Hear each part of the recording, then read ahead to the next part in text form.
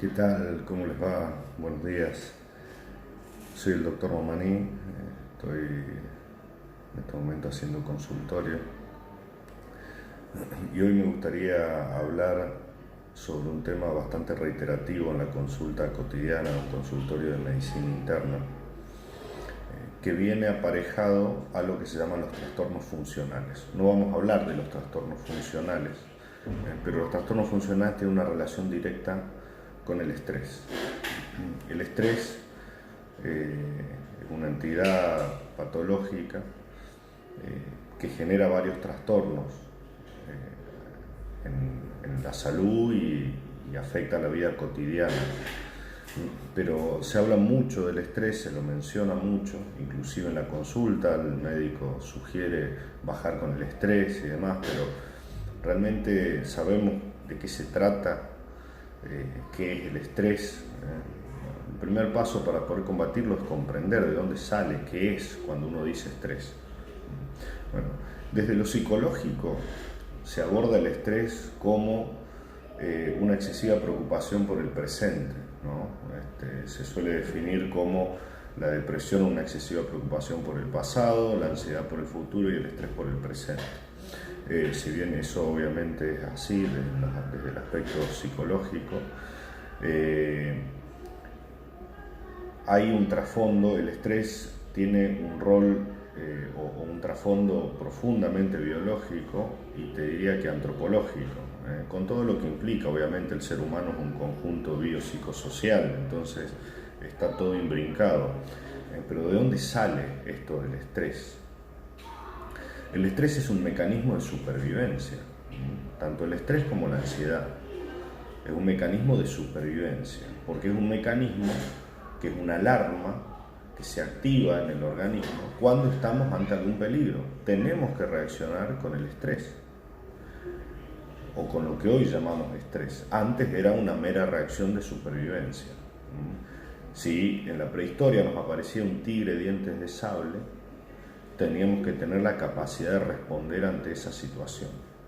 Entonces, en esa situación, entre comillas, nos estresábamos. Aparece el tigre de dientes de sable, aparece una respuesta hormonal en el organismo, hormonal rápida, que nos brinda mejor capacidad de sobrevivir, nos da más posibilidad de escaparnos o más posibilidad de luchar contra ese enemigo, mejora la visión, mejora la fuerza, quita la energía del organismo de los otros órganos del sistema y los pone en los sistemas que nos permiten sobrevivir. Para esto hay dos hormonas principales en el organismo, la adrenalina y el cortisol. La adrenalina es la que brinda la respuesta inmediata, rápida, instantánea, y el cortisol una respuesta un poco más lenta. La adrenalina es más potente que el cortisol en ese sentido, y es tan potente que no puede estar mucho tiempo en el organismo funcionando porque sería perjudicial para nosotros. Por eso se degrada rápidamente en el organismo. Y tiene que ser una respuesta rápida. La adrenalina, cuando usamos adrenalina, ya está fabricada en el organismo y se almacena en unos gránulos en la glándula suprarrenal. En otros lugares también, pero fundamentalmente en la glándula suprarrenal. Y ya está fabricada, entonces ante un estímulo lo que hace es liberarse esos gránulos a la sangre, es como inyectarse adrenalina, y ahí aparece la respuesta inmediata, que es una respuesta en pico. Sube la adrenalina, pero rápidamente es degradada sobre todo por una enzima que se llama monoamina oxidasa, que la degrada rápidamente también. ¿Por qué? Justamente para que no sea perjudicial para nosotros. Ahora bien, listo, aparece el tigre de dientes de sable, tengo una respuesta por la adrenalina y se degrada, aparece otro tigre de dientes de sable. ¿Qué pasa? ¿Me quedo ya sin adrenalina? Bueno, por eso cuando aparece el primer estímulo, también junto con la respuesta de la adrenalina, que es en pico, empieza a fabricar la corteza suprarrenal cortisol, que es una respuesta más lenta, pero que es la que permite que cuando baje la adrenalina ya haya algo de cortisol que nos permita tener algún tipo de respuesta para sobrevivir a esa emergencia que nos pone en riesgo la vida. De allí que esas son las dos hormonas principales. ¿Qué pasa? Ese mecanismo fue fantástico y nos trajo de la prehistoria hasta hoy y nos hizo la especie ponderante en el planeta. Bien, ¿Qué pasa? Hoy no tenemos los mismos enemigos naturales que teníamos antes. De hecho, no tenemos enemigos naturales. Lo único que se aproxima a ser un enemigo natural del ser humano es otro ser humano. Y sin embargo, inclusive bajo esa perspectiva, estamos en una etapa de la historia donde menos riesgo hay que otro ser humano sea nuestro enemigo. Hubo épocas mucho más complicadas, nosotros creemos que estamos viviendo en una etapa de inseguridad, pero les puedo asegurar que el año 1200 las rutas de Europa eran mucho más peligrosas que lo que es hoy cualquier zona peligrosa en la ciudad donde vivamos. Entonces, inclusive ahí, hoy ya no tenemos, bajo esa perspectiva, enemigos. Entonces, ese mecanismo del estrés no permanece ocioso. El ser humano logra, con su mente, fabricar enemigos imaginarios.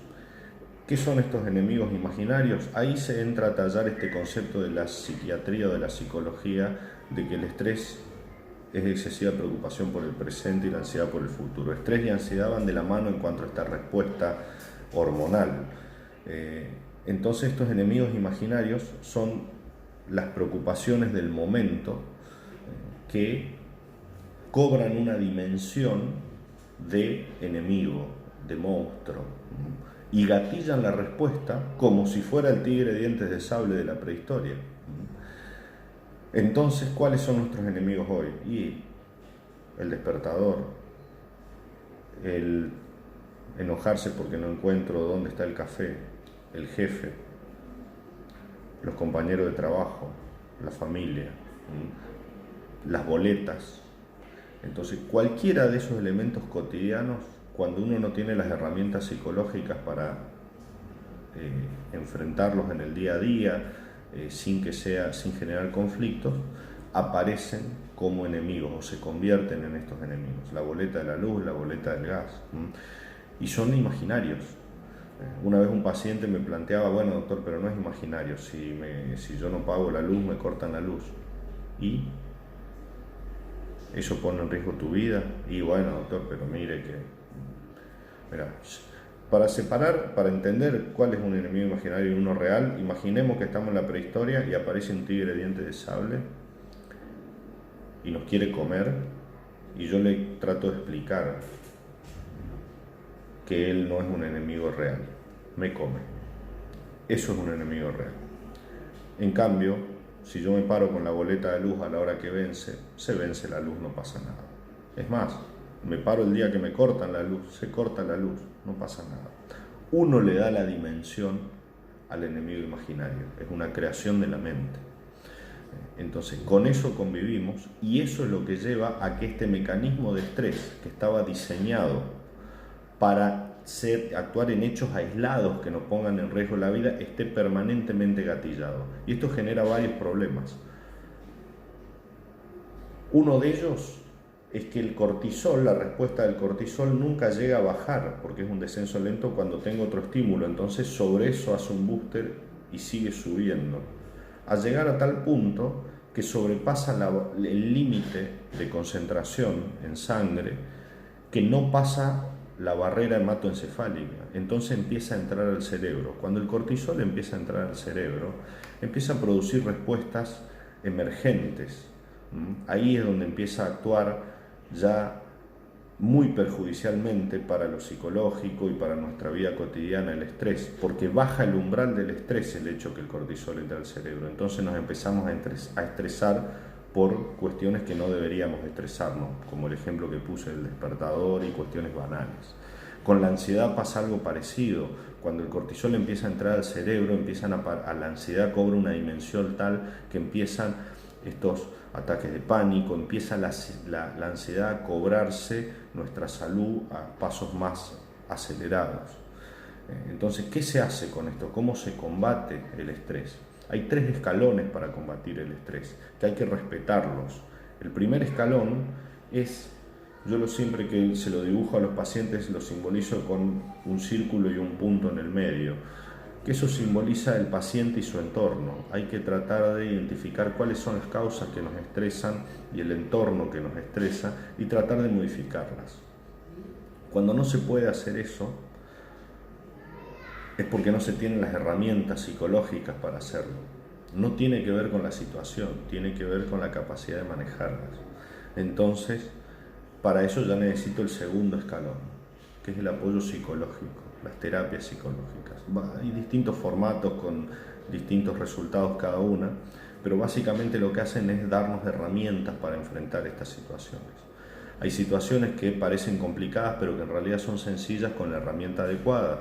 Un claro ejemplo es clavar un clavo en la pared. Un chico de 3 años puede hacerlo si tiene el martillo, un adulto experimentado no puede hacerlo si no tiene el martillo. Con esto es lo mismo, lo que nos brindan las terapias psicológicas son las herramientas por ahí para abordar todo esto de otra forma.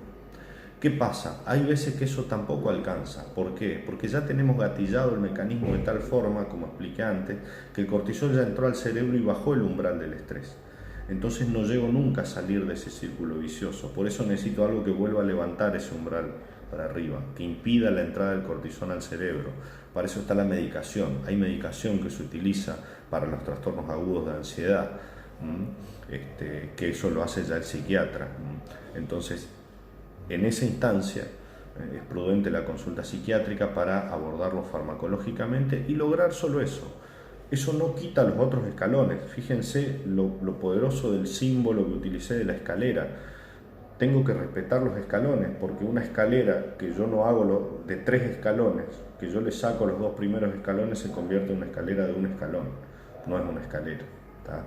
Es una escalera porque hice todos esos pasos. Inclusive la medicación lo que logra es que funcionen los otros 2 pasos. Entonces, bueno, para no hacerlo más largo, ese es un breve resumen de lo que se aborda en el consultorio de medicina interna relacionado con el tema del estrés. Hay que recordar que el estrés es una de las 7 causas de enfermedad cardiovascular, que junto con el cigarrillo son las 2 peores causas porque actúan por un doble mecanismo, tapan la arteria y producen el accidente de placa.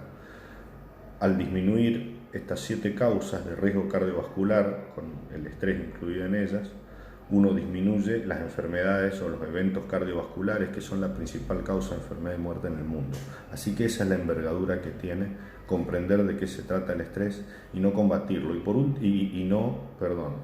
y combatirlo. Y con esto quiero cerrar.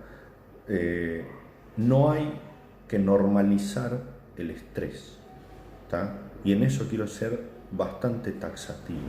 No se normaliza el estrés. No es normal vivir estresado. No es normal vivir en un estado de ansiedad permanente, ser ansioso. No es normal, no es nuestro estado natural. La sociedad de consumo nos quiere convencer que tenemos que ser hiperproductivos y por eso, en vez de descansar, tenemos que consumir vitaminas. Eso no es normal. El estrés es una respuesta de emergencia. No es normal vivir estresados. No normalicemos algo patológico. Eso es todo. Un saludo para todos, que tengan un excelente día.